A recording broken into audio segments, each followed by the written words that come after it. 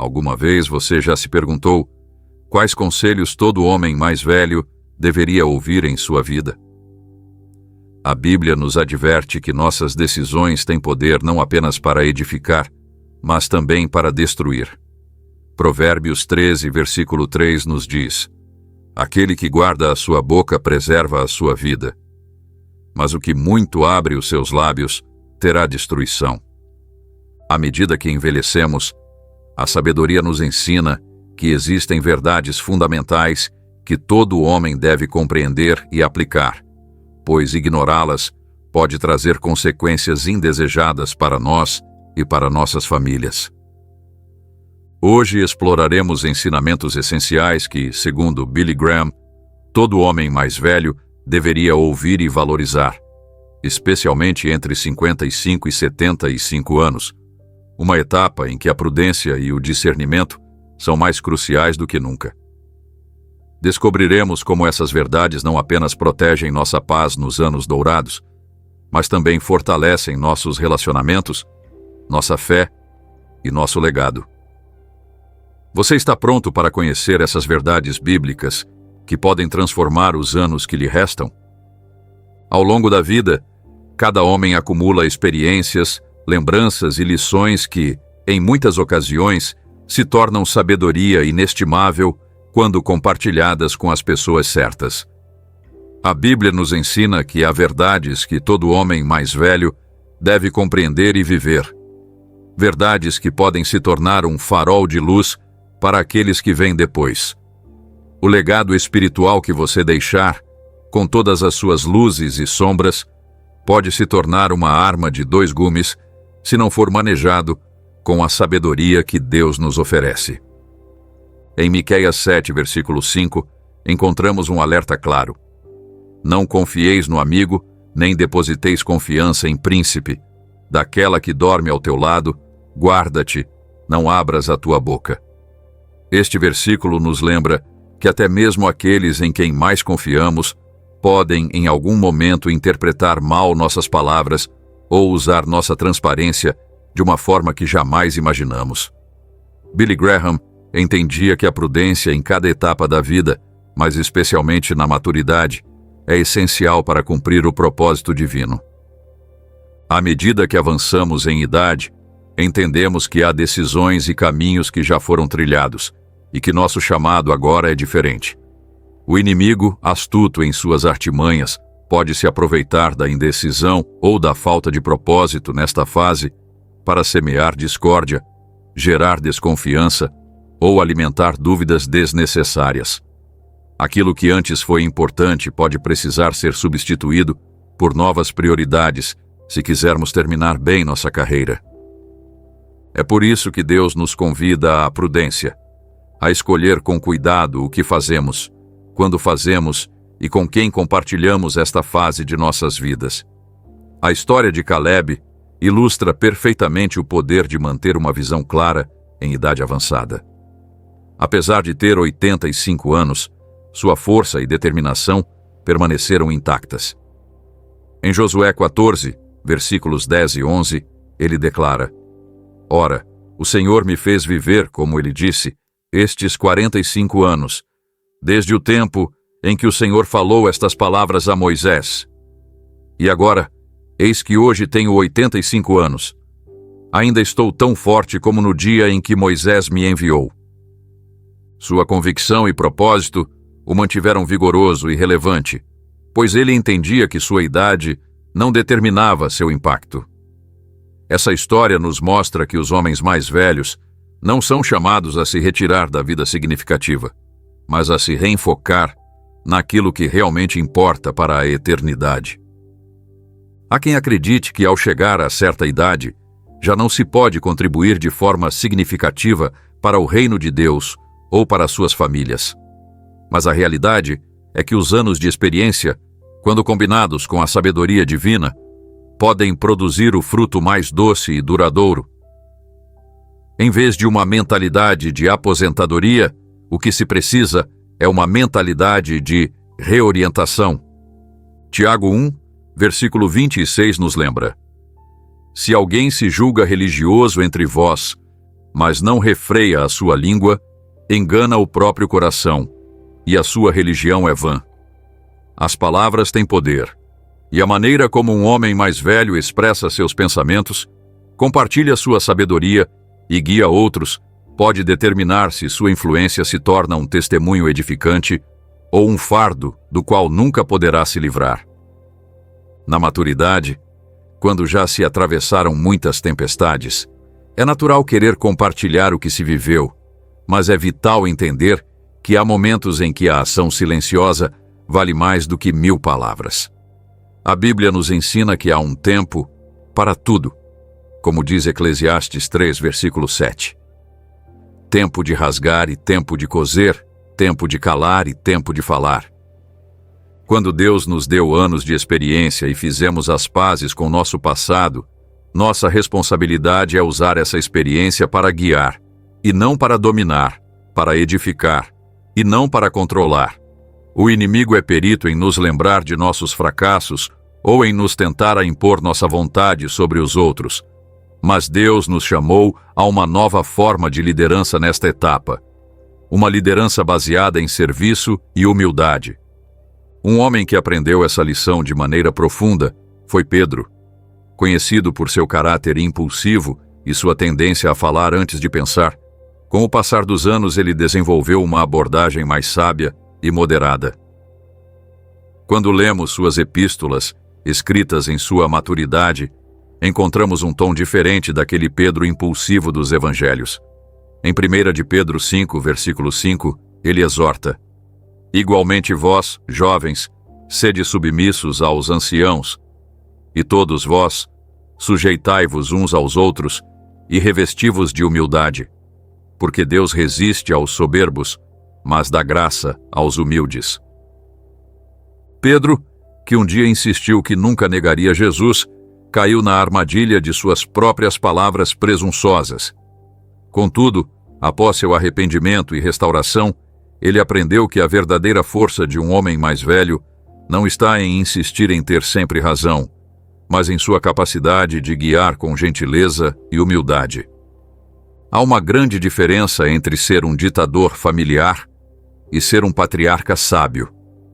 Quando Deus nos permitiu superar situações difíceis e acumular décadas de experiência, podemos usar esse conhecimento para guiar outros, mas sempre com a sabedoria de saber quando falar, quando calar e como dizer o que precisa ser dito. Em Provérbios 29, versículo 11, encontramos esta verdade: o tolo dá vazão à sua ira, mas o sábio a reprime. Nem tudo precisa ser dito, nem tudo precisa ser corrigido, nem todas as opiniões precisam ser expressas.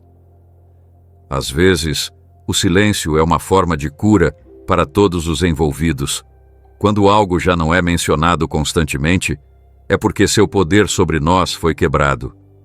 Em certas ocasiões, a necessidade de ter sempre a última palavra ou de garantir que todos sigam nosso conselho é um sinal de que ainda não soltamos completamente o controle que achamos que devemos exercer. Em contraste, quando encontramos paz em Deus, entendemos que nosso valor não está no que os outros pensam de nós ou no fato de seguirem precisamente nossas instruções, mas sim no que somos nele. Segundo aos Coríntios 5, versículo 17, nos traz esta promessa: e assim, se alguém está em Cristo, é nova criatura. As coisas antigas já passaram, eis que se fizeram novas. Essa renovação inclui nossa forma de liderar, de aconselhar e de nos relacionarmos com aqueles ao nosso redor, especialmente em nossos anos de maturidade. É sábio lembrar que existem pessoas que gostam de saber da vida dos outros não para ajudar, mas para julgar ou espalhar rumores. O próprio Jesus enfrentou a crítica dos fariseus, que constantemente procuravam um motivo para condená-lo. No entanto, ele nunca se deixou prender por suas acusações. Quando trouxeram diante dele a mulher surpreendida em adultério, sua resposta não foi a que esperavam. Em vez de alimentar a conversa com detalhes desnecessários ou emitir um juízo severo, ele simplesmente disse em João 8, versículo 7: Aquele que dentre vós estiver sem pecado, seja o primeiro que lhe atire pedra. Com essas palavras, Jesus demonstrou que o mais importante não era apontar as faltas alheias, mas facilitar a restauração e a cura. Ao avançar na vida, a prioridade para todo homem deve ser a paz, a sabedoria e a proximidade com Deus. A prudência nas decisões e o discernimento nos relacionamentos nos livram de preocupações desnecessárias e nos mantêm em um caminho de serenidade e propósito.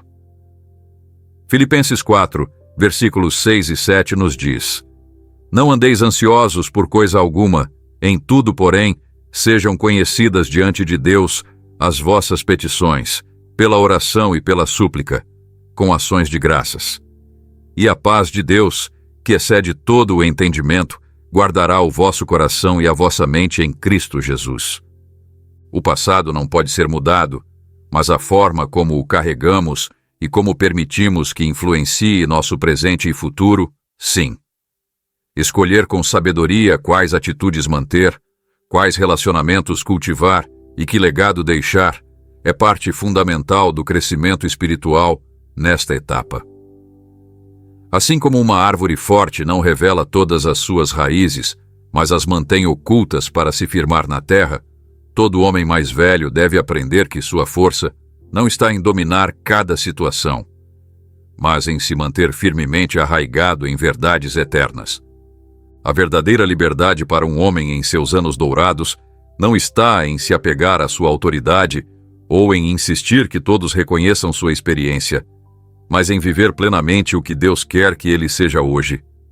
Um mentor, um exemplo, um guia que indica o caminho não com imposição, mas com sua própria vida. Ao final, nossa história está nas mãos de Deus, não nas daqueles que podem criticar nossas decisões ou interpretar mal nossas intenções. Nosso legado não depende da aprovação daqueles que podem usar nossas fraquezas contra nós, mas sim nas mãos de um Pai que nos chamou para uma vida nova, onde o passado já não tem poder e o futuro está assegurado em suas promessas eternas. O homem, em seu desejo de deixar marcas, muitas vezes se concentra em conquistas e posses que ao final se mostram efêmeras. Ao longo da Bíblia, Deus nos ensina que há sabedoria em identificar o que realmente importa e em investir nossas energias naquilo que tem valor eterno. Existem prioridades que devem ser reconhecidas, propósitos que devem amadurecer com os anos e uma missão a cumprir até nosso último suspiro. Provérbios 16, versículo 9 nos diz: O coração do homem traça o seu caminho, mas o Senhor lhe dirige os passos. Isso nos lembra que, embora possamos ter metas e aspirações mesmo na maturidade, é Deus quem tem o controle absoluto sobre o nosso destino. Confiar em seu tempo e em sua direção é essencial para evitar frustrações e encontrar satisfação nesta etapa da vida. Na história de José, vemos claramente como Deus age ao longo de décadas para cumprir seus propósitos. O que começou como um sonho em sua juventude não se materializou completamente até muitos anos depois. Gênesis 50, versículo 20, mostra sua perspectiva madura. Vós bem intentastes mal contra mim, porém Deus o intentou para bem, para fazer como se vê neste dia, para conservar muita gente com vida. Esta história nos lembra que Deus tem um propósito para cada fase de nossas vidas e que mesmo o que parece um desvio ou atraso pode fazer parte de seu plano perfeito. Como homens mais velhos, precisamos aprender a ver toda a nossa vida, reconhecendo a mão de Deus até mesmo nos momentos difíceis que agora formam parte do nosso testemunho. À medida que se avança na vida, os sonhos e planos podem mudar, mas a necessidade de permanecer alinhados ao propósito divino permanece a mesma. Nem todas as pessoas ao nosso redor compartilharão nossa visão ou entenderão o chamado que Deus colocou em nossas vidas. A Bíblia nos adverte em Tiago 3, versículo 16: Pois onde há inveja e sentimento faccioso, aí há confusão e toda espécie de males. Quando um homem mais velho tem clareza de seu propósito, As opiniões contrárias ou as dúvidas alheias não conseguem desviá-lo. Sua experiência lhe ensinou a distinguir entre as vozes que deve ouvir e aquelas que deve ignorar amavelmente.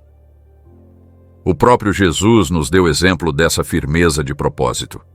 Embora tivesse clara sua missão, houve momentos em que enfrentou incompreensão até de seus seguidores mais próximos. Em Marcos 8, versículo 33, quando Pedro tentou dissuadi-lo de seu caminho até a cruz, Jesus respondeu: "Retira-te de mim, Satanás, porque não cogitas das coisas de Deus, mas sim das dos homens." Essa resposta contundente mostra que até as pessoas bem-intencionadas podem se tornar distrações quando não estão alinhadas com o propósito divino para a nossa vida. Os planos que são colocados diante de Deus em oração e desenvolvidos com paciência têm maior probabilidade de se realizar plenamente.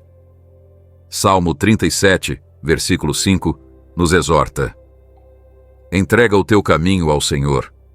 Confia nele, e ele tudo fará." Isso nos lembra que nossa confiança deve estar em Deus antes de qualquer coisa, e não em nossas próprias forças ou na aprovação dos outros. Um homem mais velho já não precisa provar seu valor a ninguém. Sua segurança vem de saber quem ele é em Cristo e qual é o seu propósito nesta etapa da vida. Essa certeza interior, essa paz que vem de caminhar com Deus durante décadas, é talvez um dos testemunhos mais poderosos que se pode oferecer a um mundo agitado e confuso. A história de Neemias ilustra como um homem com um propósito claro pode executar sua missão com sucesso, apesar da oposição. Quando recebeu em seu coração o desejo de reconstruir os muros de Jerusalém, ele agiu com determinação, mas também com estratégia. Neemias 2, versículo 12 relata: "Então de noite me levantei, eu e poucos homens comigo, e não declarei a ninguém o que o meu Deus me pôs no coração para fazer em Jerusalém." Sua prudência lhe permitiu avaliar a situação, buscar os recursos necessários e enfrentar a oposição com um plano bem elaborado. Ele não permitiu que os obstáculos o distraíssem de sua missão, nem que os críticos abalassem sua confiança. Manteve o foco naquilo que Deus o havia chamado a fazer, independentemente do que os outros pensassem ou dissessem. Em um mundo em que a validação externa se tornou uma meta para muitos, ter a segurança interior de estar cumprindo o propósito de Deus pode parecer contracultural. No entanto, Jesus ensinou em Mateus 6, versículo 6: "Tu, porém, quando orares, entra no teu quarto, e fechada a porta, orarás a teu Pai, que está em secreto, e teu Pai, que vê em secreto, te recompensará." Esse princípio não se aplica apenas à oração, mas também à maneira como vivemos nossa vida. O homem maduro entende que não precisa anunciar constantemente suas intenções ou buscar aprovação para cada decisão.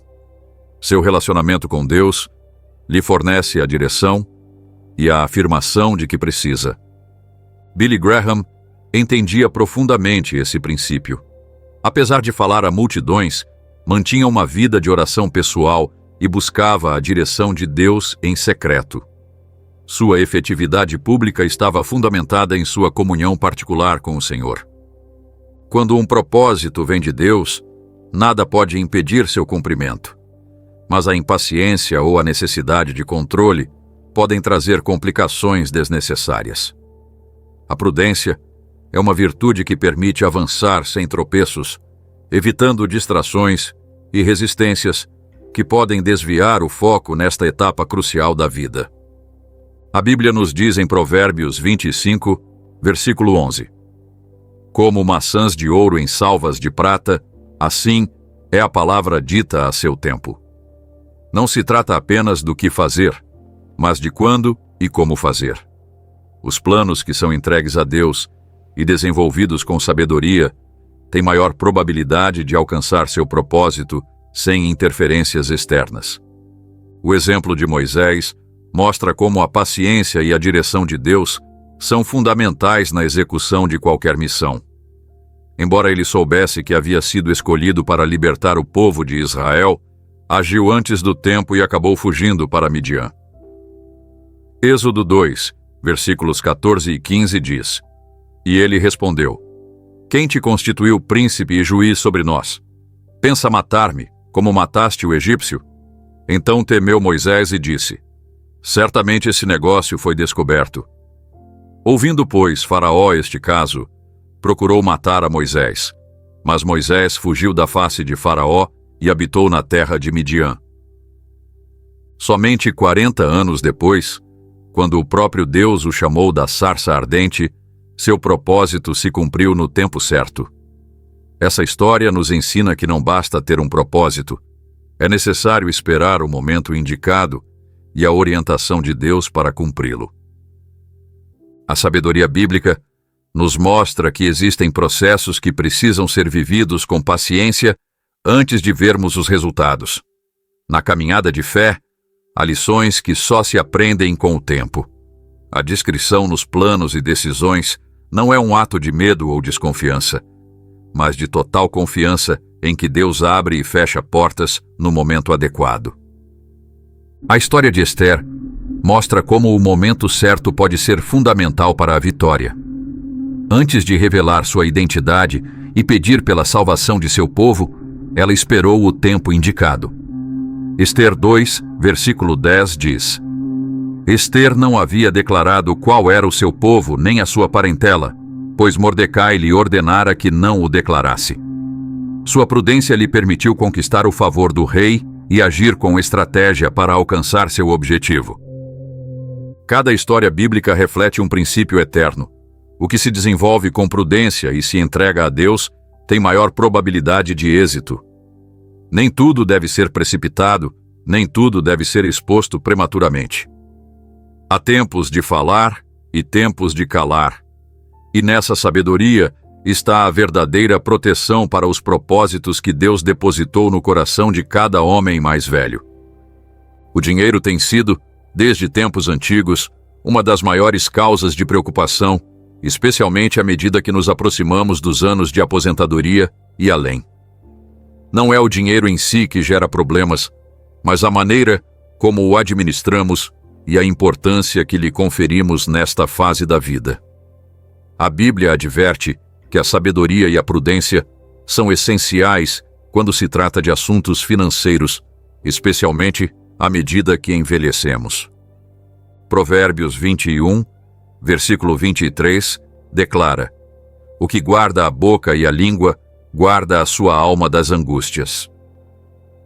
Este versículo ressalta a importância de cuidar do que se diz a respeito das finanças, pois compartilhar detalhes em demasia sobre renda, poupança ou posses pode gerar tanto expectativas irreais por parte dos outros, quanto ansiedade desnecessária em nós mesmos. Na história de Jó, observamos como a prosperidade pode se tornar um ponto de prova. Jó era um homem íntegro e temente a Deus, e sua riqueza era abundante. No entanto, quando foi provado e perdeu tudo, as reações ao seu redor revelaram muito sobre aqueles que o cercavam. Seus amigos, em vez de consolá-lo, presumiram que sua desgraça era consequência de algum pecado oculto. Jó 4, versículos 7 e 8 diz: Lembra-te agora, qual o inocente que jamais pereceu? E onde foram destruídos os retos? Segundo eu tenho visto, os que lavram iniquidade e semeiam o mal, isso mesmo cegam. Esse pensamento equivocado demonstrou que, muitas vezes, aquilo que os outros sabem sobre nossa situação financeira pode se tornar base para julgamentos e críticas infundadas. Para o homem mais velho, especialmente na fase de aposentadoria, a forma como lida com suas finanças reflete suas prioridades e valores mais profundos. A parábola do rico insensato em Lucas 12 nos mostra um homem que acumulou riquezas pensando apenas em si, sem considerar seu propósito eterno. Jesus conclui essa parábola com um alerta solene no versículo 21. Assim é aquele que para si ajunta tesouros e não é rico para com Deus. O ensino por trás dessa história é claro. O dinheiro não apenas deve ser administrado com sabedoria, mas também deve ser visto em perspectiva eterna. Os bens materiais são passageiros, mas os investimentos no reino de Deus permanecem. Billy Graham muitas vezes lembrava aos homens mais velhos que Deus nos chama para sermos mordomos, não proprietários, de tudo o que possuímos. A Bíblia adverte sobre a inveja e a cobiça como forças destrutivas que podem surgir quando as posses se tornam nossa segurança. Eclesiastes 4, versículo 4 destaca: Também vi eu que todo o trabalho e toda destreza em obras provém da inveja do homem contra o seu próximo. Também isto é vaidade e aflição de espírito. A inveja pode levar à discórdia, ao ressentimento e até mesmo ao rompimento de relações familiares, razões suficientes para refletir sobre a necessidade de manter uma perspectiva saudável acerca dos bens materiais, especialmente nos anos posteriores da vida. No Novo Testamento, Paulo adverte Timóteo em 1 Timóteo 6, versículo 9. Mas os que querem ser ricos caem em tentação e laço, e em muitas concupiscências loucas e nocivas que submergem os homens na ruína e perdição. Essa advertência é particularmente relevante para os homens mais velhos, que podem sentir a pressão de acumular o suficiente para a aposentadoria ou para deixar uma herança, às vezes, às custas de relacionamentos e princípios mais importantes. O conselho da Bíblia é claro. A segurança e a paz podem ser comprometidas quando depositamos nossa confiança nas riquezas em vez de colocá-la em Deus. Provérbios 22, versículo 3 ensina: O prudente vê o mal e esconde-se, mas os simples passam e sofrem a pena. A prudência ao lidar com as finanças não se trata de desconfiança, mas de sabedoria prática. Ao longo da história, Deus ensinou que a verdadeira riqueza não está nas posses, mas na confiança nele. Em Mateus 6, versículos 19 e 20, Jesus aconselha: Não ajunteis tesouros na terra, onde a traça e a ferrugem consomem, e onde ladrões minam e roubam, mas ajuntai tesouros no céu, onde nem a traça nem a ferrugem consomem, e onde ladrões não minam nem roubam. Este chamado a priorizar o eterno em detrimento do temporal nos lembra que o dinheiro não define o valor de um homem e que o enfoque deve estar na administração sábia e na gratidão, mais do que na acumulação ou na preocupação constante com o futuro financeiro. O caráter de um homem se reflete em como ele gerencia seus bens e na forma como enfrenta suas responsabilidades financeiras na maturidade. A discrição não apenas protege de perigos externos, mas também demonstra maturidade e compreensão sobre a natureza passageira das posses materiais.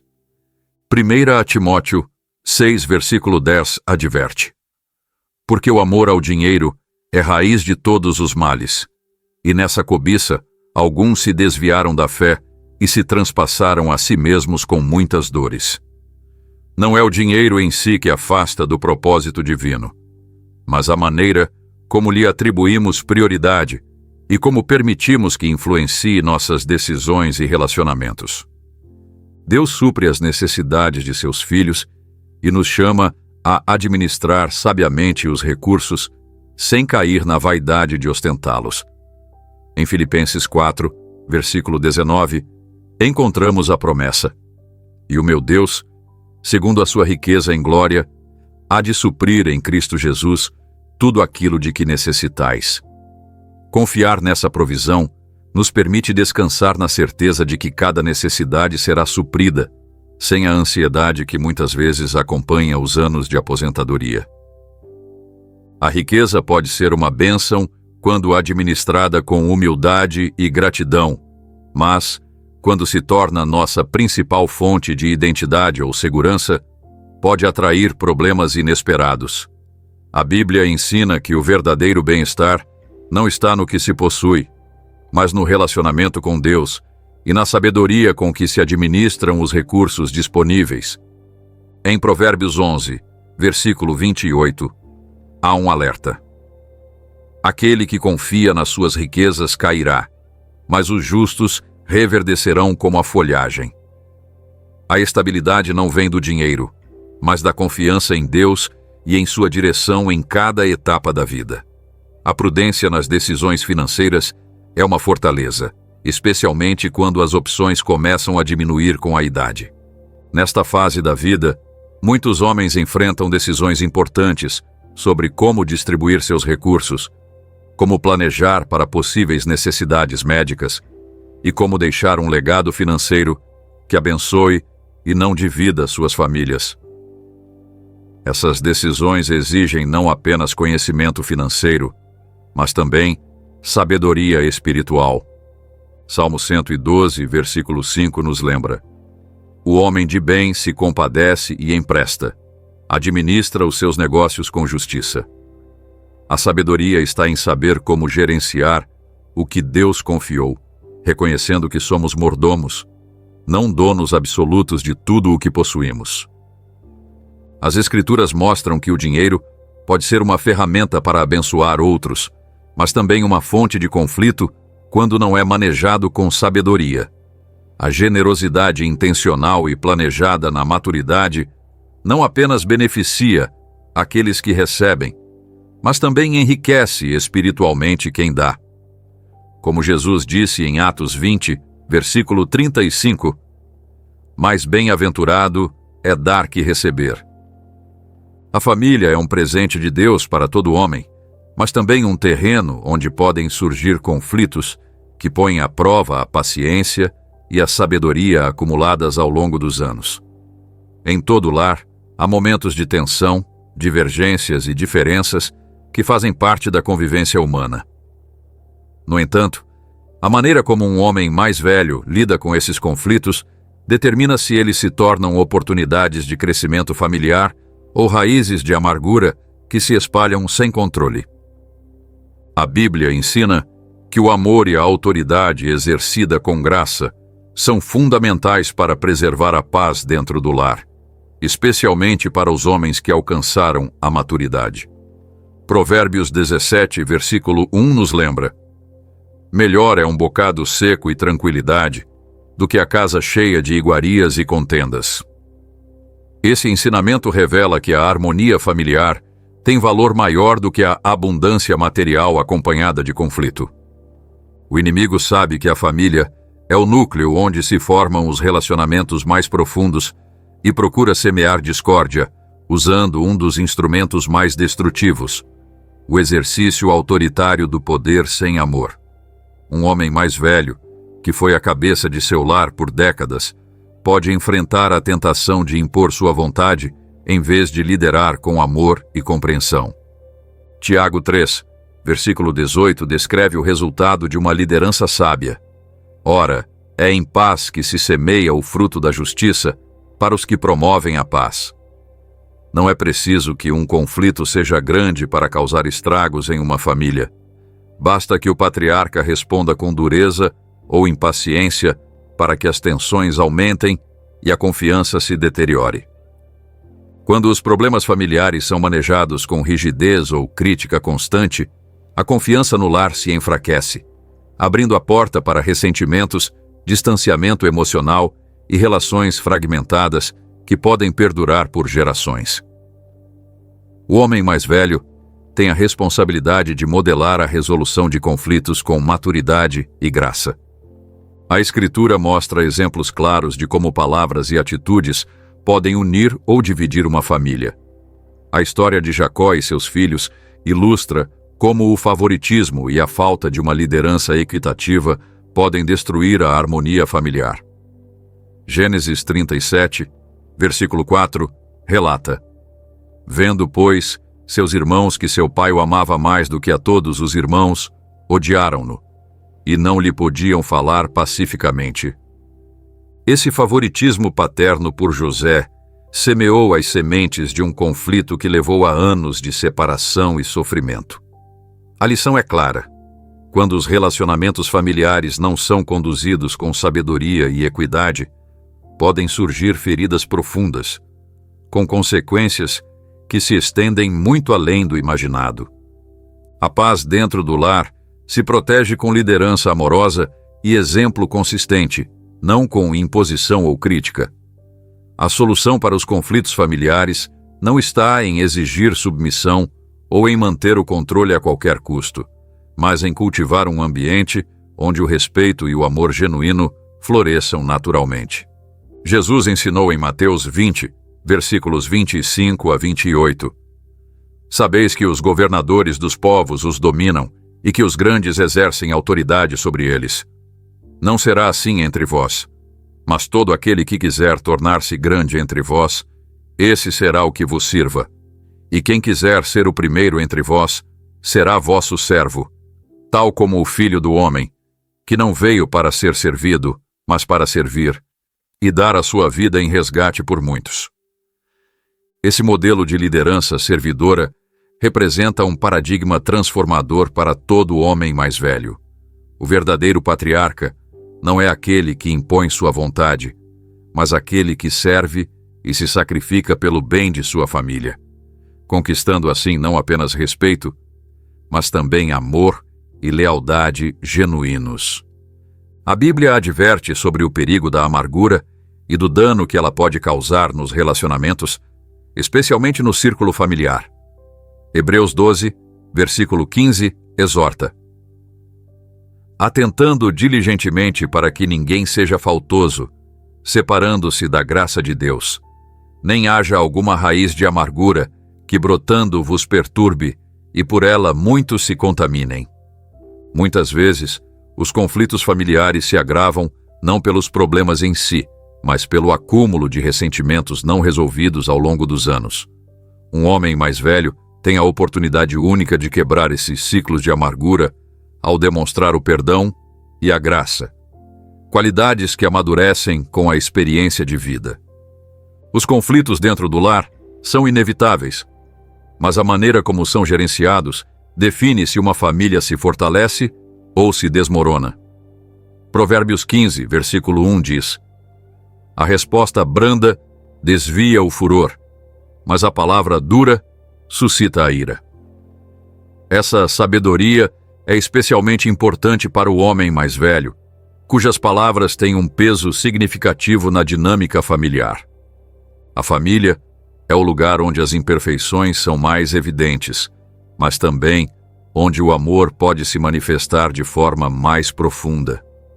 Quando um homem maduro, em vez de buscar sempre ter razão ou exercer controle, busca a reconciliação e o entendimento mútuo, o lar se torna um refúgio onde cada membro pode crescer e se desenvolver sem medo de rejeição ou crítica constante. O relacionamento entre pais e filhos é, desde os tempos bíblicos, um reflexo da humanidade com suas lutas e reconciliações. A história do filho pródigo mostra como a paciência e o amor incondicional do pai restauraram um relacionamento que parecia irremediavelmente rompido.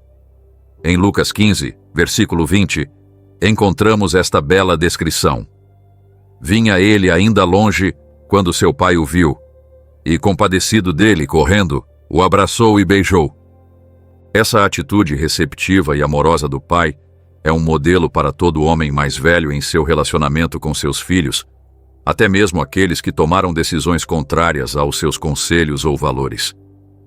A reconciliação não veio por meio de reprovações ou condições, mas no instante em que o pai demonstrou amor incondicional, criando um espaço seguro para o arrependimento e a restauração. O respeito dentro da família é uma manifestação de sabedoria e maturidade espiritual. Efésios 5, versículo 21, exorta: sujeitando-vos uns aos outros no temor de Cristo. Essa submissão mútua cria um ambiente em que cada membro da família se sente valorizado e respeitado, independentemente de sua idade ou posição. Um patriarca sábio entende que sua influência não vem de sua capacidade de controlar os outros, mas de seu exemplo de integridade e amor consistente. Em vez de se concentrar nas falhas dos membros de sua família, ele dirige seu olhar à graça de Deus, que perdoou seus próprios erros e o sustentou ao longo dos anos. O lar É o primeiro lugar onde se aprendem os valores que regem a vida. Quando um homem mais velho mantém a paz em sua família por meio de uma liderança amorosa e sábia, constrói um legado de amor e compreensão que transcende gerações. Deuteronômio 6, versículos 6 e 7, instrui: Estas palavras que hoje te ordeno estarão no teu coração. Tu as inculcarás a teus filhos, e delas falarás assentado em tua casa, andando pelo caminho, ao deitar-te e ao levantar-te. O que se ensina com o exemplo permanece na memória de quem observa. Se filhos e netos veem um pai ou avô que lida com os conflitos com sabedoria, humildade e respeito, aprenderão a agir da mesma forma. Mas, se crescem em um ambiente em que a autoridade é imposta sem amor, ou onde a crítica é constante, perpetuarão um ciclo de relacionamentos disfuncionais. A prudência nas palavras e nas atitudes é um escudo contra a discórdia familiar.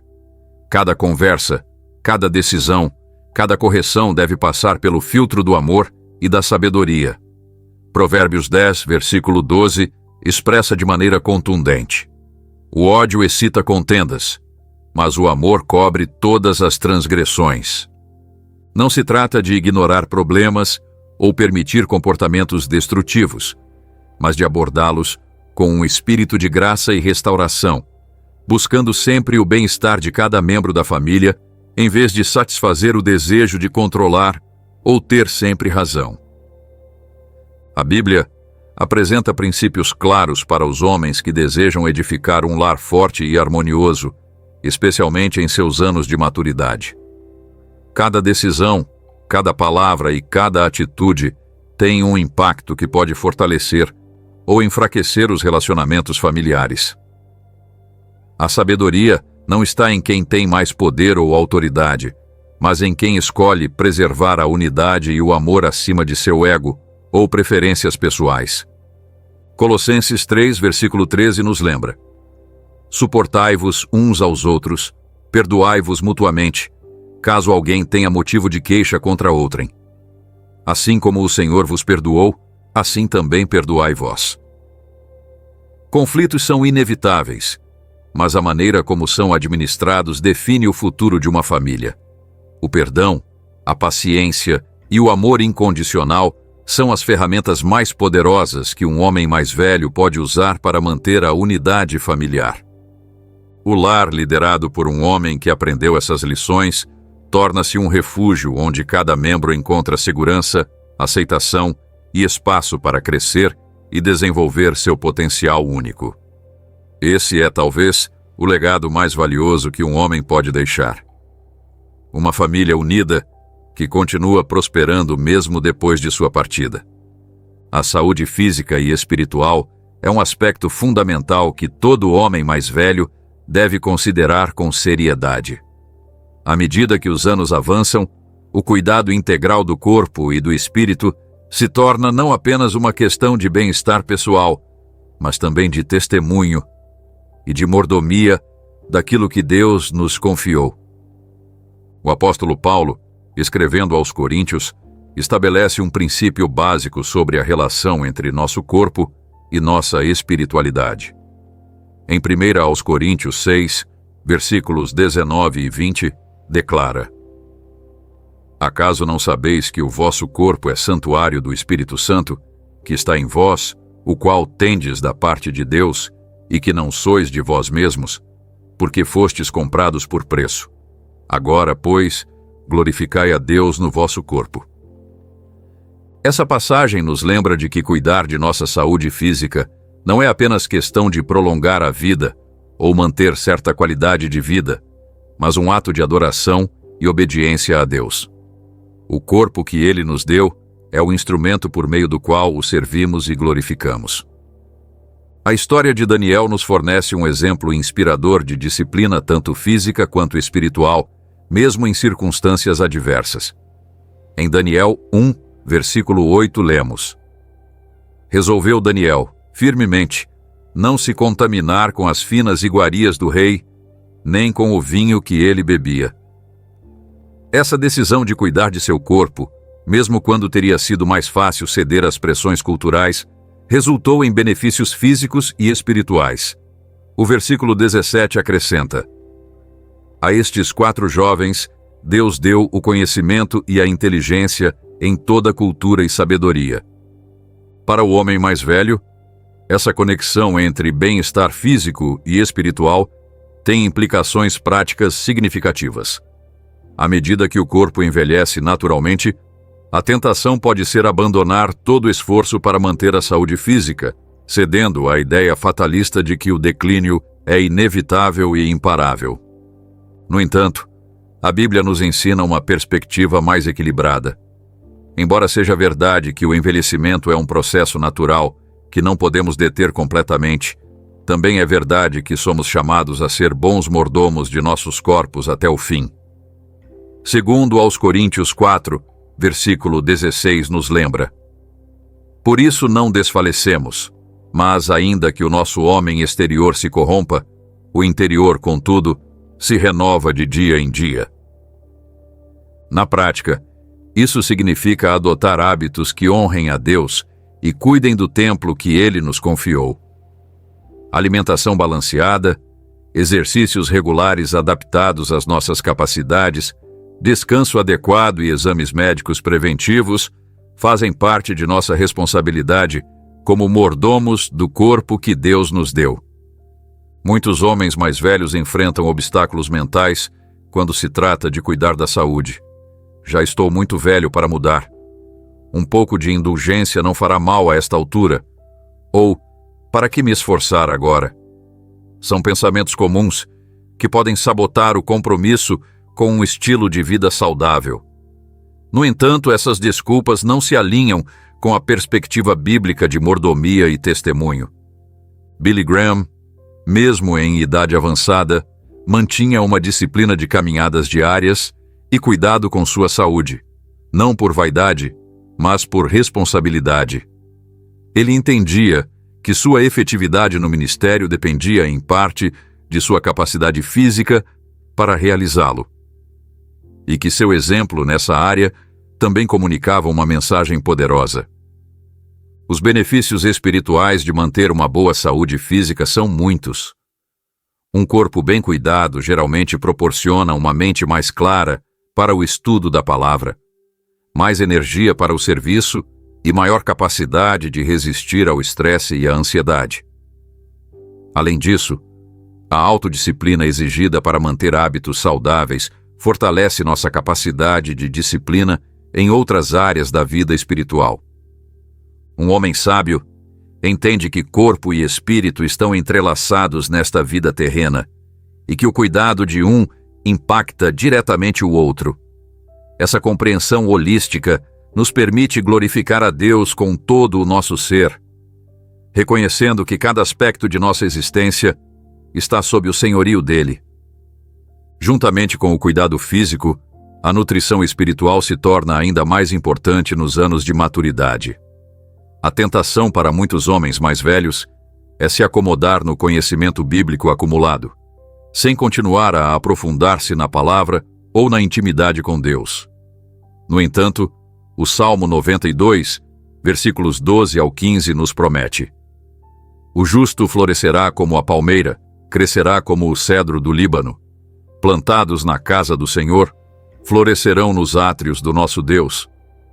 Na velhice ainda darão frutos, serão cheios de seiva e de verdor, para anunciar que o Senhor é reto.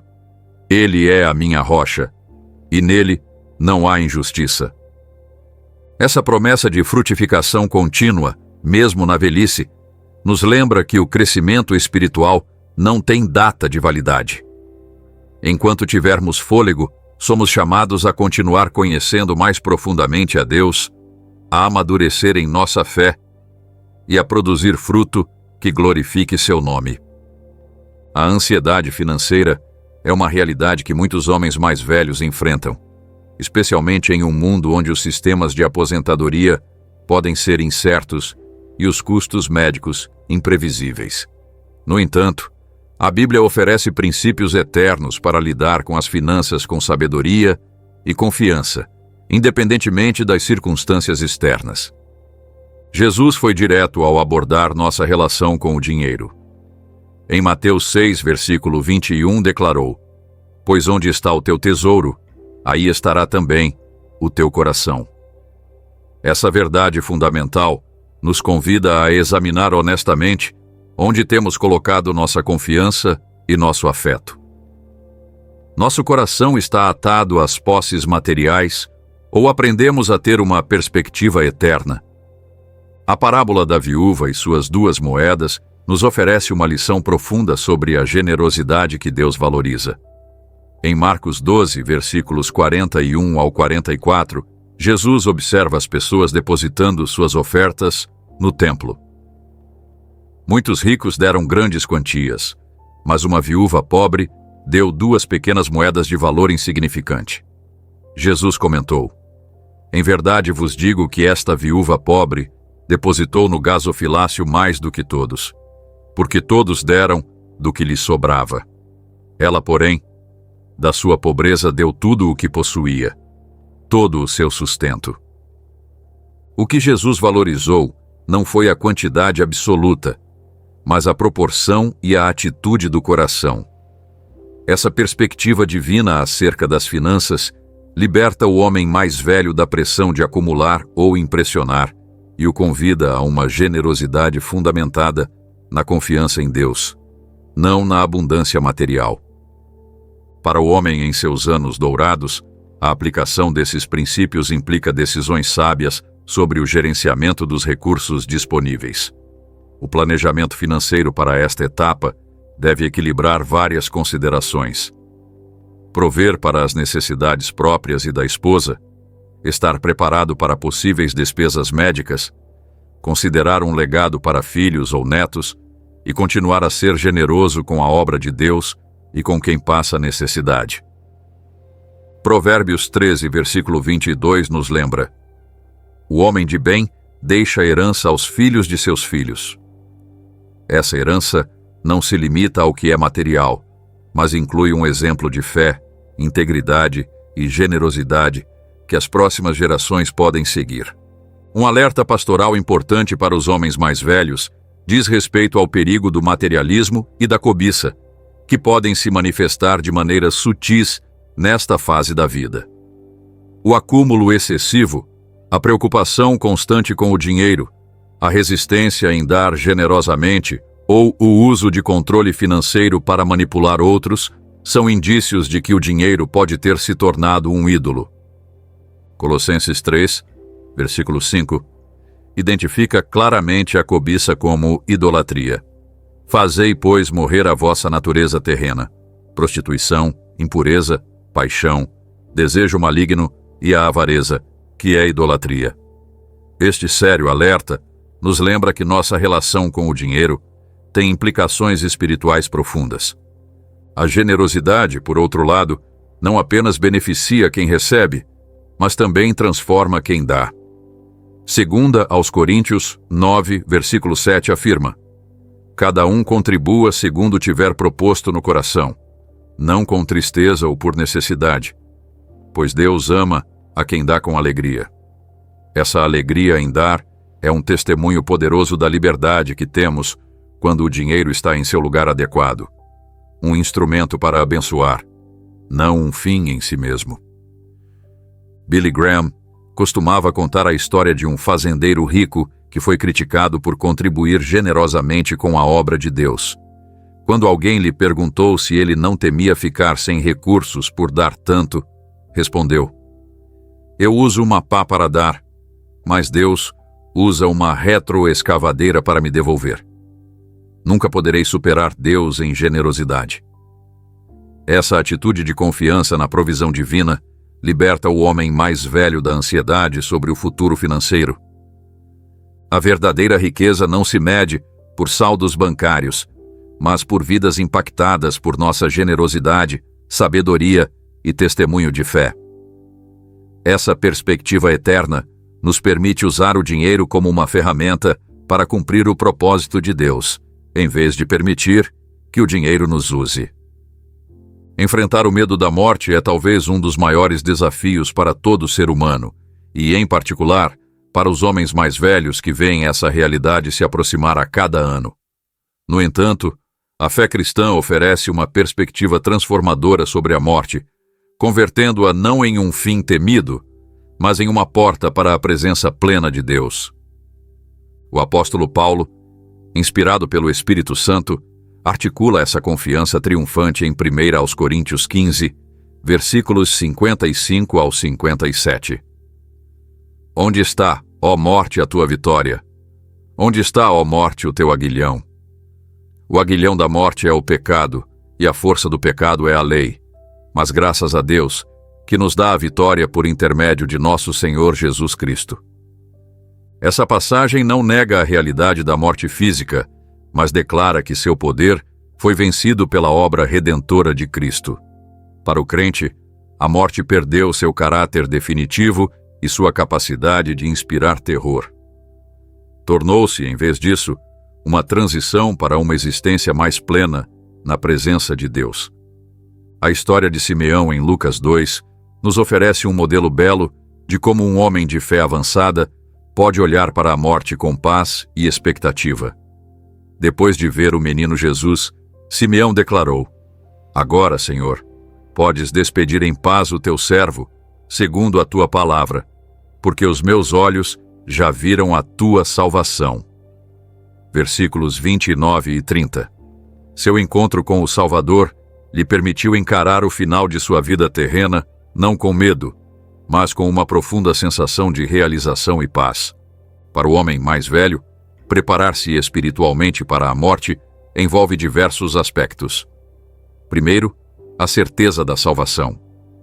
1 de João 5, versículo 13 diz: Estas coisas vos escrevi, a fim de saberdes que tendes a vida eterna, a vós outros que credes em o nome do Filho de Deus.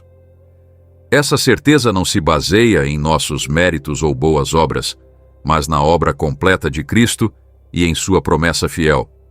Segundo, a resolução de assuntos pendentes. Reconciliar-se com pessoas com quem se tem conflito, expressar amor e apreço a entes queridos e organizar questões práticas para não deixar fardos desnecessários são atos de amor e responsabilidade. Mateus 5, versículo 25, nos exorta: Entra em acordo sem demora com o teu adversário. Esse princípio de buscar a reconciliação rápida aplica-se não apenas a disputas legais, mas a todos os relacionamentos tensos. Terceiro, desenvolver uma perspectiva eterna que veja além desta vida passageira. Paulo escreveu em Filipenses 1, versículo 23: Ora, de um e outro lado estou constrangido, tendo o desejo de partir e estar com Cristo, o que é incomparavelmente melhor. Essa visão da morte como a porta para uma existência melhor com Cristo transforma completamente nossa atitude em relação a ela. Os obstáculos emocionais ao encarar a morte são muitos e compreensíveis. O medo do desconhecido, a preocupação com os familiares que ficam, o receio do próprio processo de morrer ou a sensação de tarefas inacabadas são experiências comuns. A Bíblia não banaliza esses temores, mas nos oferece recursos para enfrentá-los. O Salmo 23, talvez a passagem mais conhecida sobre o consolo divino, promete a presença contínua de Deus, mesmo no vale da sombra da morte. Ainda que eu ande pelo vale da sombra da morte, não temerei mal algum, porque tu estás comigo. A tua vara e o teu cajado me consolam. Versículo 4. Não encaramos a morte sozinhos. O bom pastor caminha conosco nessa transição. A promessa da ressurreição é a esperança suprema que sustenta o crente diante da morte.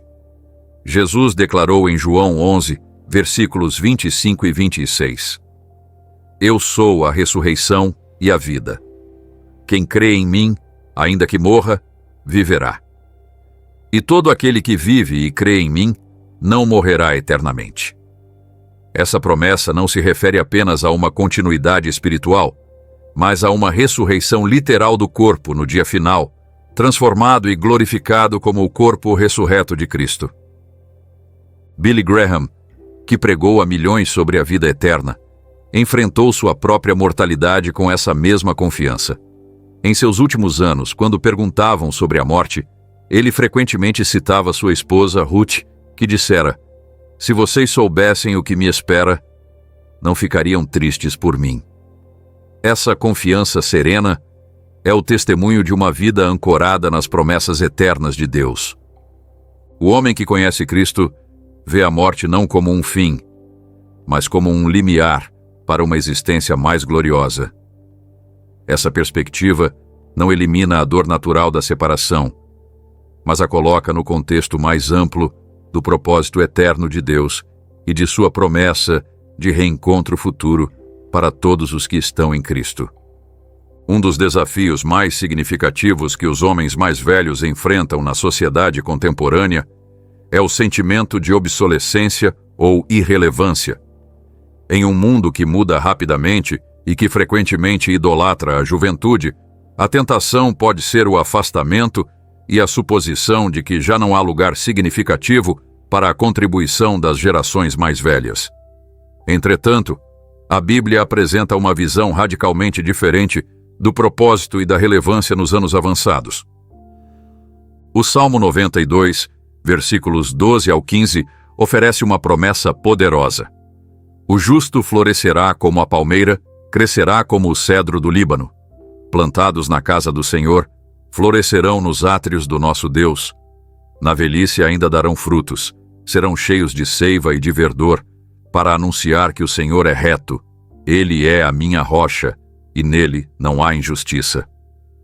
Essa passagem contradiz a noção de que a produtividade, o crescimento e a relevância terminam com a juventude. Ao contrário, promete que aqueles arraigados em Deus continuarão a dar frutos, mesmo em seus anos avançados. De fato, há uma forma especial de testemunho que só pode vir daqueles que caminharam com Deus durante décadas e experimentaram sua fidelidade ao longo das diferentes estações da vida. A história de Caleb, no livro de Josué, fornece um exemplo inspirador de um homem que se recusou a permitir que sua idade determinasse sua visão ou seu impacto. Em Josué 14, versículos 10 e 11, Caleb declara: "E agora, eis que o Senhor me conservou em vida, como prometeu. Tenho hoje 85 anos. Estou ainda tão forte como no dia em que Moisés me enviou. Qual era a minha força então? Tal é agora a minha força para a guerra e para sair e para entrar." Aos 85 anos, Caleb não procurava se aposentar em uma vida de comodidade. Pelo contrário, ele reivindicava a montanha que Deus lhe havia prometido, um território que exigiria luta e esforço para ser conquistado.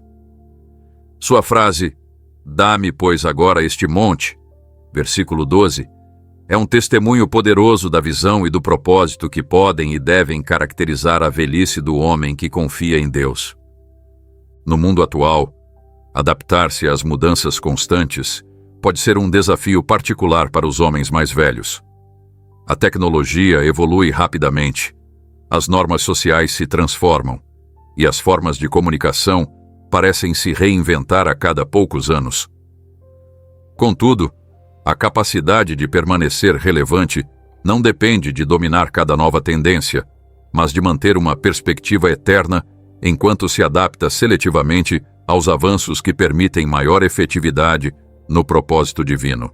A relevância nos anos dourados tem menos a ver com manter-se atualizado e mais com oferecer o que só a experiência e a sabedoria acumuladas podem fornecer. Provérbios 16, versículo 31, afirma: "Coroa de honra são as cãs, quando ela se acha no caminho da justiça." Essa coroa de honra não é apenas um reconhecimento simbólico, mas um indicador do valor real que os homens mais velhos trazem para suas famílias, comunidades e igrejas. Os obstáculos modernos à relevância incluem a lacuna geracional e tecnológica, que pode criar barreiras de comunicação entre as gerações. Porém, essas barreiras não são intransponíveis.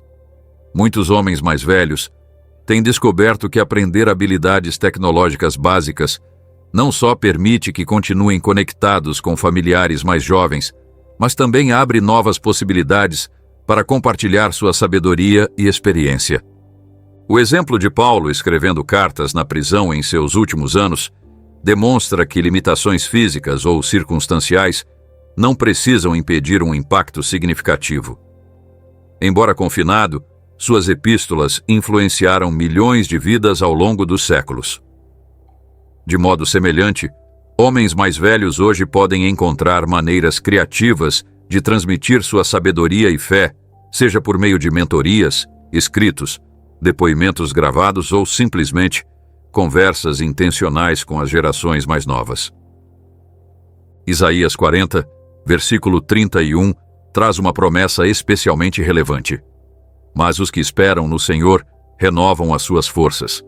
Sobem com asas como águias, correm e não se cansam, caminham e não se fatigam.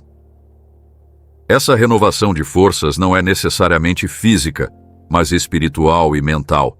A capacidade de manter entusiasmo, propósito e efetividade, mesmo quando o corpo começa a mostrar os efeitos naturais do envelhecimento. Billy Graham, mesmo em seus últimos anos, quando sua mobilidade e força física haviam diminuído consideravelmente, encontrou formas de continuar influenciando por meio de livros, de declarações ocasionais e do legado organizacional que ele havia estabelecido. Compreendia que a relevância não estava em sua capacidade de manter o ritmo frenético dos primeiros anos de ministério, mas em sua fidelidade contínua à mensagem e missão que Deus lhe dera. A idade pode reduzir a força física, mas não precisa reduzir o impacto espiritual. Na verdade, existem certas formas de influência que só se intensificam com o passar dos anos. A credibilidade que vem de uma vida de integridade consistente, a sabedoria lapidada por décadas de experiência e a liberdade de falar a verdade sem as inseguranças que muitas vezes acompanham a juventude. Talvez o aspecto mais profundo da vida cristã, e um que só se aprofunda com os anos, seja a intimidade com Deus. Esse relacionamento pessoal com o Criador do Universo é o fundamento de tudo o mais na vida de fé, e os anos de maturidade oferecem oportunidades únicas para cultivar essa conexão de maneiras que etapas mais atarefadas e distraídas da vida muitas vezes não permitem. Tiago 4, versículo 8, oferece um convite e uma promessa. Chegai-vos a Deus, e Ele se chegará a vós outros. Essa reciprocidade divina garante que nenhum esforço para buscar a Deus fique sem resposta. Ele sempre responde àqueles que o buscam com sinceridade. A experiência de João, o discípulo amado, é um modelo inspirador de intimidade com Cristo que se aprofundou com os anos. Do jovem que reclinava a cabeça no peito de Jesus durante a última ceia, até o idoso exilado em Patmos, que recebeu a revelação apocalíptica, João vivenciou diferentes dimensões de proximidade com o Senhor ao longo de sua vida. Seus escritos tardios, especialmente seu Evangelho e suas epístolas, revelam uma profundidade de compreensão do amor de Deus que só pôde vir após décadas de comunhão com Ele. Para o homem mais velho, cultivar essa intimidade implica práticas espirituais que foram testadas ao longo dos séculos. A oração regular e profunda, não como uma rotina mecânica, mas como um diálogo autêntico com Deus, constitui o núcleo dessa comunhão. Como Moisés, de quem se diz em Êxodo 33, versículo 11, que o Senhor falava com Moisés face a face, como qualquer fala com o seu amigo, somos convidados a uma comunicação direta e pessoal com o Criador. A meditação na Escritura, permitindo que a palavra de Deus não apenas informe a mente, mas transforme o coração, é outra prática essencial. O Salmo 1 descreve o homem bem-aventurado como aquele cujo prazer está na lei do Senhor, e na sua lei medita de dia e de noite. Essa meditação constante produz uma vida frutífera e estável, como árvore plantada junto a ribeiros de águas, a qual dá o seu fruto na estação própria e cujas folhas não caem. A adoração, tanto comunitária quanto pessoal, conecta nosso coração com Deus de maneiras que transcendem o mero entendimento intelectual. Por meio do louvor, experimentamos a presença de Deus e expressamos nosso amor e admiração por sua grandeza e bondade. O Salmo 95, versículo 6, nos convida: Vinde, adoremos e prostremo-nos, ajoelhemo-nos diante do Senhor que nos criou. O serviço desinteressado, seguindo o exemplo de Cristo, que não veio para ser servido, mas para servir, Marcos 10, versículo 45, nos alinha ao coração de Deus de maneira profunda. Quando servimos aos outros, especialmente aos vulneráveis e necessitados, encontramos o próprio Cristo, como ele prometeu em Mateus 25. Os obstáculos espirituais a essa intimidade podem ser sutis, mas significativos. O orgulho espiritual decorrente de anos de conhecimento e experiência pode criar uma falsa sensação de autossuficiência. A rotina pode transformar práticas espirituais em rituais vazios, sem o envolvimento do coração. O desânimo devido a provações prolongadas ou orações aparentemente não respondidas pode levar alguns a se afastar de Deus justamente quando deveriam se aproximar mais dele. No entanto, esses obstáculos podem ser superados por meio do arrependimento contínuo, da renovação intencional das práticas espirituais e da comunidade de fé que fornece prestação de contas e encorajamento. 1 de João 1, versículo 9 nos assegura: Se confessarmos os nossos pecados, ele é fiel e justo para nos perdoar os pecados e nos purificar de toda injustiça. Essa purificação restaura a comunhão interrompida pelo pecado. A transformação, que vem da intimidade com Deus, é profunda e multifacetada. Experimentamos maior libertação do medo, como promete 1 de João 4, versículo 18. No amor, não existe medo. Antes, o perfeito amor lança fora o medo. Encontramos paz em meio às circunstâncias mutáveis, como afirma Filipenses 4, versículo 7. E a paz de Deus, que excede todo o entendimento, guardará os vossos corações e as vossas mentes em Cristo Jesus. Billy Graham, depois de décadas de ministério público, costumava dizer que seu maior arrependimento era não ter passado mais tempo em oração e na palavra. Ele reconhecia que a intimidade com Deus não é simplesmente um meio para um ministério eficaz, mas o próprio propósito de nossa existência, conhecer a Deus e ser conhecido por Ele. O maior privilégio de um homem não é o que ele realiza, mas a quem ele conhece. Essa verdade se torna cada vez mais clara à medida que as realizações terrenas perdem seu brilho e os relacionamentos humanos, embora valiosos, revelam suas limitações. Conhecer a Deus, não apenas saber sobre Ele, mas experimentar sua presença, amor e transformação, é o tesouro incomparável que os anos de maturidade estão especialmente equipados para explorar e desfrutar. Ao chegar ao final desta mensagem, sobre as verdades essenciais que todo homem mais velho deveria ouvir, é importante recapitular os princípios fundamentais que exploramos. Cada um deles tem o potencial de transformar não apenas os anos que restam, mas também o legado eterno que cada homem deixará após sua partida.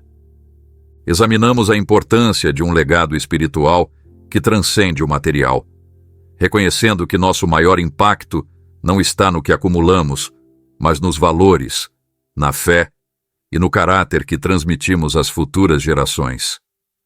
Assim como Abraão, somos chamados a ser canais de bênção, deixando pegadas de fé que outros possam seguir muito depois de partirmos. Consideramos a necessidade contínua de crescimento em sabedoria e humildade por meio do arrependimento, entendendo que, mesmo após décadas caminhando com Deus, sempre há áreas em que precisamos de sua transformação. O rei Davi nos mostrou que a verdadeira grandeza não está na perfeição, mas na disposição de reconhecer nossos erros e permitir que Deus nos restaure. Refletimos sobre a administração sábia do tempo que nos resta, entendendo com Moisés que nossos dias são contados e que essa consciência nos impulsiona a investir cada momento naquilo que realmente importa para a eternidade. Não é a quantidade de anos que define uma vida significativa, mas a qualidade de propósito com que se vive. Exploramos a urgência de restaurar relacionamentos, inspirados pelo pai na parábola do filho pródigo, que valorizou a reconciliação acima do orgulho ou das aparências. Relacionamentos curados talvez sejam o legado mais valioso que podemos deixar. E nunca é tarde para dar o primeiro passo em direção à reconciliação. Consideramos o chamado divino para mentorear e discipular, seguindo o exemplo de Paulo com Timóteo, reconhecendo que a sabedoria e a experiência acumuladas não são apenas para nosso benefício, mas para serem transmitidas às gerações mais novas que precisam de orientação em um mundo cada vez mais complexo. Abordamos a importância do cuidado integral da nossa saúde física e espiritual, honrando o princípio de que nossos corpos são templos do Espírito Santo e de que o bem-estar físico afeta nossa capacidade de servir e glorificar a Deus até o final de nossos dias. Examinamos os princípios bíblicos para a administração financeira e a generosidade nos anos posteriores, encontrando na viúva e suas 2 moedas o modelo de generosidade que Deus valoriza, não baseado na quantidade, mas no sacrifício e na disposição do coração. Enfrentamos o medo da morte com a confiança que nasce das promessas de Cristo sobre a vida eterna, permitindo-nos, como Simeão, olhar para a transição final não com terror, mas com a expectativa de estar na presença plena do nosso Salvador. Descobrimos estratégias para nos manter relevantes em um mundo em constante mudança, inspirados por Caleb, que, aos 85 anos, ainda reclamava montanhas para conquistar, demonstrando que a idade avançada pode ser uma estação não de retirada, mas de renovado propósito e impacto.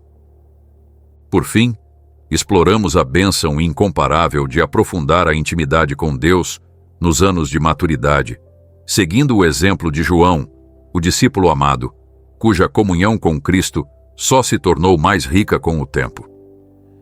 Esses princípios não são meros conceitos teóricos para reflexão passiva, mas verdades transformadoras que exigem resposta e ação. Para colocá-los em prática de forma efetiva, considere os seguintes passos. Primeiro, reserve tempo para uma autoavaliação honesta. Onde você se encontra em relação a cada um desses princípios? Quais são suas forças? Em quais áreas precisa crescer? Provérbios 20, versículo 27 nos lembra: o espírito do homem é a lâmpada do Senhor, a qual esquadrinha todo o mais íntimo do coração. Convide o Espírito Santo a iluminar as áreas que precisam de atenção. Segundo, estabeleça prioridades claras baseadas em valores eternos. Identifique o que realmente importa à luz da eternidade e reorganize seu tempo, energia e recursos de acordo. Como Jesus alertou em Mateus 6, versículo 33, buscai, pois, em primeiro lugar, o seu reino e a sua justiça, e todas estas coisas vos serão acrescentadas. Terceiro, desenvolva um plano intencional de discipulado e mentoria. Identifique jovens específicos em quem você possa investir e crie oportunidades regulares para compartilhar sua vida e sua sabedoria. Lembre-se de que o impacto mais profundo costuma ocorrer no contexto de relacionamentos próximos e consistentes. Quarto, dê passos concretos para a reconciliação onde for necessário. Escreva cartas, faça ligações ou marque encontros com quem tem um relacionamento tenso ou rompido. Como Paulo exorta em Romanos 12, versículo 18. Se possível, quanto depender de vós, tende paz com todos os homens. Quinto, estabeleça ritmos espirituais que nutram sua comunhão com Deus. Defina horários específicos para oração, estudo bíblico e adoração. Considere retiros pessoais ocasionais para uma renovação espiritual mais profunda. Sexto, revise seus assuntos financeiros e legais para assegurar que estejam alinhados com seus valores e prioridades espirituais. Garanta que seu testamento, diretrizes antecipadas e planos de doação estejam atualizados e reflitam o legado que você deseja deixar. A vida transformada por esses princípios não é simplesmente uma existência serena nos anos dourados, mas uma aventura contínua de fé, propósito e significado. O homem que abraça essas verdades experimenta a promessa de Jesus em João 10, versículo 10. Eu vim para que tenham vida e a tenham em abundância. Essa vida abundante se caracteriza por uma paz profunda, que excede as circunstâncias, como promete Filipenses 4, versículo 7. E a paz de Deus, que excede todo o entendimento, guardará o vosso coração e a vossa mente em Cristo Jesus. Ela se manifesta em relacionamentos restaurados e aprofundados, onde o amor de Cristo flui por nosso intermédio, cumprindo o mandamento de João 13, versículo 35. Nisto conhecerão todos que sois meus discípulos, se tiverdes amor uns aos outros. Ela se evidencia em um impacto contínuo que vai além de nossas capacidades naturais, como testifica Paulo em Efésios 3, versículo 20. Ora, àquele que é poderoso para fazer infinitamente mais do que tudo quanto pedimos ou pensamos, conforme o seu poder que opera em nós, e culmina na antecipação alegre do encontro face a face com nosso Salvador, como Paulo expressa em Filipenses 1, versículo 23. Tendo o desejo de partir e estar com Cristo, o que é incomparavelmente melhor. Billy Graham, depois de uma vida pregando globalmente e tendo falado a mais pessoas do que qualquer outro na história, foi perguntado em seus últimos anos sobre que conselho daria aos homens mais velhos. Sua resposta foi típica em simplicidade e profundidade. Assegurem-se de estar prontos para a eternidade e depois vivam cada dia na presença de Deus, buscando fazer a vontade dele e dependendo de sua força. Esse conselho resume a essência do que exploramos. Uma vida enraizada na eternidade, mas vivida com propósito no presente. Uma vida que honra o passado sem ficar presa nele e que olha para o futuro com esperança e expectativa. 2 de Timóteo 4, versículos 6 ao 8, descreve maravilhosamente o testemunho de um homem que, ao fim de sua vida, pode olhar para trás sem arrependimentos e para frente sem medo. Quanto a mim, estou sendo já oferecido por libação, e o tempo da minha partida é chegado. Combati o bom combate, completei a carreira, guardei a fé. Desde agora, a coroa da justiça me está guardada, a qual o Senhor, reto juiz, me dará naquele dia. E não somente a mim, mas também a todos quantos amam a sua vinda. Que essa seja a experiência e o testemunho de cada homem que ouvir estas palavras, que ao final de seus dias possa dizer com confiança que combateu o bom combate, terminou a carreira, guardou a fé. E que o legado deixado continue impactando gerações muito depois de sua partida para estar com o Senhor. Que Deus o abençoe e o guie enquanto você aplica estas verdades em sua vida, transformando seus anos dourados na sua etapa mais significativa e frutífera para a glória de Deus e para o benefício daqueles que o cercam. Amém.